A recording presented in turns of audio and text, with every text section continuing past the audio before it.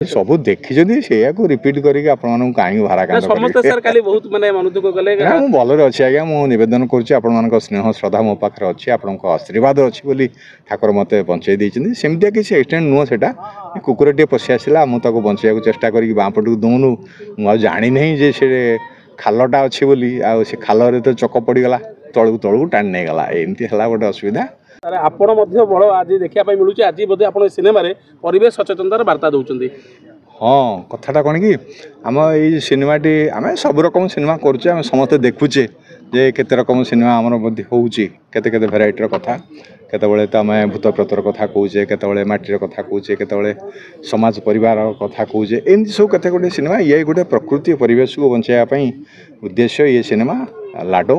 ଏହାର ନିର୍ଦ୍ଦେଶକ ପ୍ରଯୋଜକ ଏମାନେ ମଧ୍ୟ ଗୋଟେ ଶପଥ ନେଇଛନ୍ତି ଯେ ଆମେ ଏମିତିଆ ଗୋଟେ ସିନେମା କରିବା, ଲୋକଙ୍କ ପାଖରେ ପହଞ୍ଚାଇବା ଏବଂ ସତ କଥାଟିଏ, ଗୋଟେ ଏରିଆର ସତ କଥା ଯାହାକୁ ଆଣିକି ଆପଣମାନଙ୍କ ଆଗରେ ପହଞ୍ଚାଇ ଦିଆହେଉଛି। ପ୍ରକୃତି ଆଉ ପରିବେଶ ବଞ୍ଚିବ।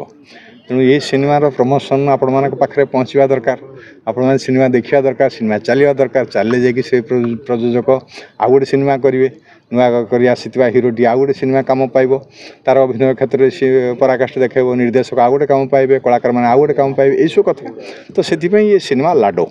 ତେଣୁ ଏଠି ଯେଉଁ ପରିବେଶ ପ୍ରକୃତିକୁ ବଞ୍ଚାଇବା ପାଇଁ ଗାଁ ଗହଳିରେ ଚାଲିଛି, ତା ଅପେକ୍ଷା ବେଶୀ ତ ଗଛପତ୍ର ଅଛି, ବଞ୍ଚିଯାଇଛି। ସମୁଦ୍ର ଆଉ ନଈ ୟା କୂଳ ଗୁଡ଼ିକ ଏତେ ଅପରିଷ୍କାର ହେଇ ଆସିଲାଣି, ତ ତାକୁ ବଞ୍ଚାଇବା ପାଇଁ ଏ ସିନେମାର ପ୍ରଯୋଜକଙ୍କର ଉଦ୍ଦେଶ୍ୟ, ନିର୍ଦ୍ଦେଶକଙ୍କ ଉଦ୍ଦେଶ୍ୟ ଏବଂ କଳାକାରଙ୍କ ଉଦ୍ଦେଶ୍ୟ। ସାର୍ କାଲି 4.5 କୋଟି ଓଡ଼ିଆ ସ୍ତବ୍ଧ ହୋଇଯାଇଥିଲେ ଯେତେବେଳେ ଶୁଣିଲେ ଅଶ୍ରୁ ସାର୍ଙ୍କର ଆକ୍ସିଡେଣ୍ଟ ହେଇଛି। ସମସ୍ତେ ମାନେ ଚିନ୍ତାରେ ମ୍ରିୟମାଣ ହୋଇଗଲେ। ସାର୍ ବାସ୍ତବିକ ସାର୍ କେମିତି କ'ଣ ଆକ୍ସିଡେଣ୍ଟ ହେଲା, କ'ଣ କହିବେ? ସବୁ ଦେଖିଛନ୍ତି ସେଇଆକୁ ରିପିଟ୍ କରିକି ଆପଣମାନଙ୍କୁ କାହିଁକି ଭାରାକ୍ରାନ୍ତ ସମସ୍ତେ ସାର୍ କାଲି ବହୁତ ମାନେ ମନୋଯୋଗ କଲେ।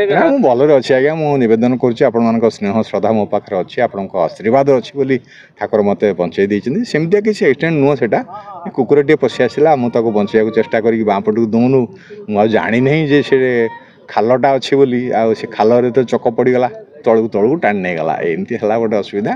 ସାର୍ ପୁରା ଭଲ ଅଛନ୍ତି? ଭଲ ଅଛି। ଆପଣମାନଙ୍କ ଆଗରେ କଥା କହୁଛି, ଆପଣମାନଙ୍କ ଆଶୀର୍ବାଦକୁ ମଧ୍ୟ ମୁଣ୍ଡରେ ରଖେଇକି ମୁଁ ସବୁବେଳେ ପ୍ରଣାମ ଜଣାଉଛି। ଏଇଭଳିଆ ସ୍ନେହ ଶ୍ରଦ୍ଧା ଟିକେ କଳାକାର ଉପରେ ରଖିଥିବେ ଆଜ୍ଞା। Thank you sir.